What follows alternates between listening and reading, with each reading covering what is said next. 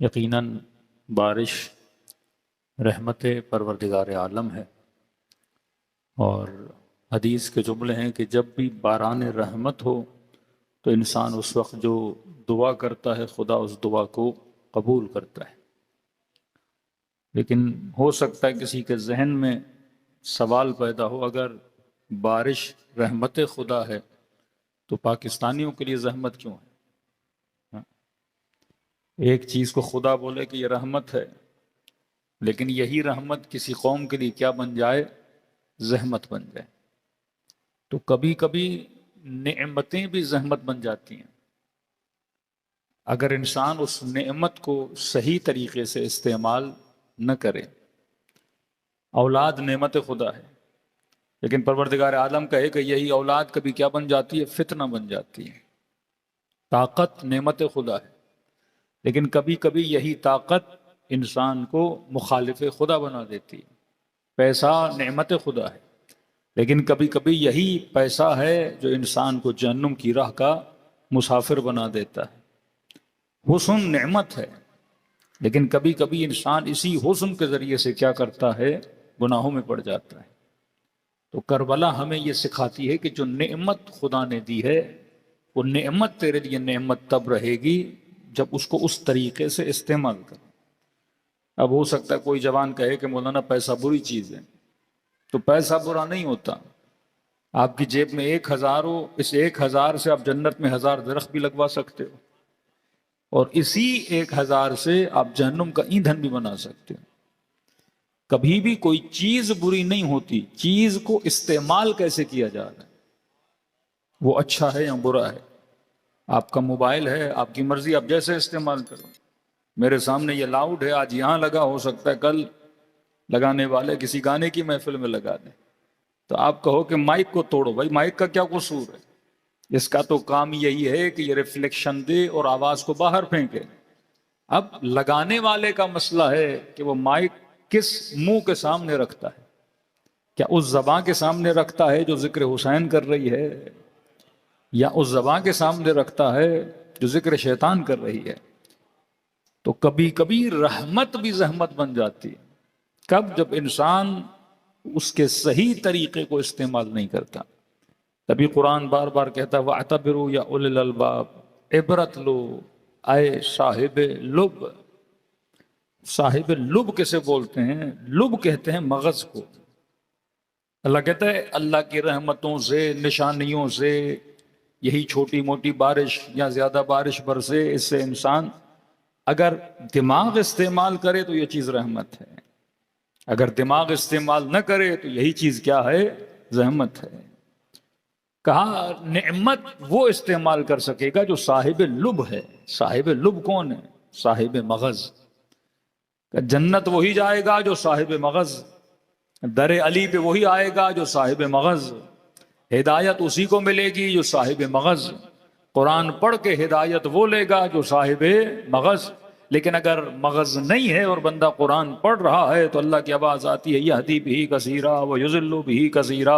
اسی قرآن کے ذریعے کئی لوگوں کو ہدایت مل گئی، اور اسی قرآن کی آیتیں پڑھ کر کئی لوگوں نے کیا کر دیا؟ گمراہ کر دیا۔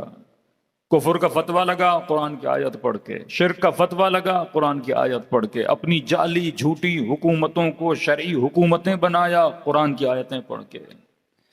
یہ جو خود کو اولی الامر و حاکم شرعی کہتے ہیں وہ کیا پڑھتے ہیں؟ قرآن کی آیتیں پڑھتے ہیں۔ ہر مفتی، ہر مولوی کیا پڑھ رہا ہے؟ قرآن کی آیتیں پڑھ رہا ہے، لیکن فرمان نہیں، ہدایت وہ پائے گا۔ قرآن رحمت ہے کہ نہیں؟ لیکن یہی آیتیں پڑھ کے ان آیتوں کو باعث زحمت بنا دیا جائے اور امت کا قاتل بنا دیا جائے۔ کس کے ذریعے سے؟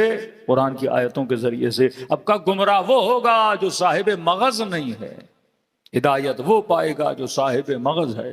اب تصور کریں، ایک طرف 72 مغز، دوسری طرف 30,000 مغز ہیں، اور اس 30,000 میں ایک مغز ایسا تھا جو ہدایت پا کے حسین کے لشکر میں شامل ہوا۔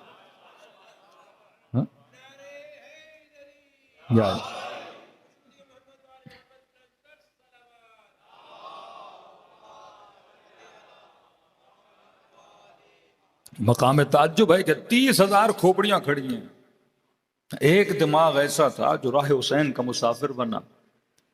اب اللہ کے دربار میں 30,000 مغز کی ویلیو ہے یا اس ایک کی؟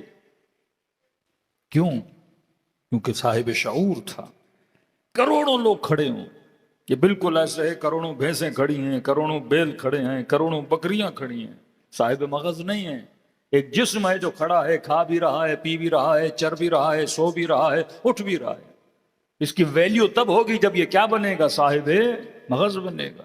اولئک کالانعام بل ہم اضل. خدا کہتا ہے یہ حیوان ہیں بلکہ حیوان سے بدتر ہیں، کیونکہ دیکھ رہے ہیں وقت کا امام حل من ناصر کی صدا دے رہا ہے، خطبے پڑھ رہا ہے، ہدایت کر رہا ہے، لیکن ان کے مغزوں پہ کوئی اثر نہیں ہو رہا.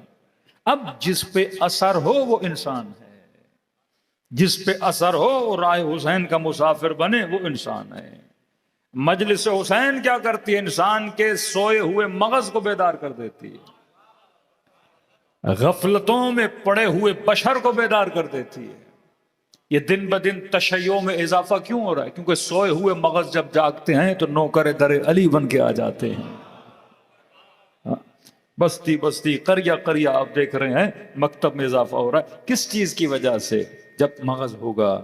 اب قرآن نے بڑا پیارا جملہ کہا وَاعْتَبِرُوا يَا أُولِي الْأَلْبَابِ. عبرت وہ لے گا جو صاحب مغز ہوگا. ہمیشہ چھوٹی مثال دیتا ہوں، مغز کی مثال دوں. اخروٹ کی شکل کیسی ہے؟ مغز جیسی ہیں. آپ دکاندار کے پاس گئے، جناب دیکھو ایک ہے فزیکل مغز، ایک ہے اسپریچول مغز. فزیکل مغز کھوپڑی کے اندر جو پڑا ہوا ہے، اب وہ شاید آپ سے زیادہ بھینس کے پاس ہو، بکروں کے پاس ہو.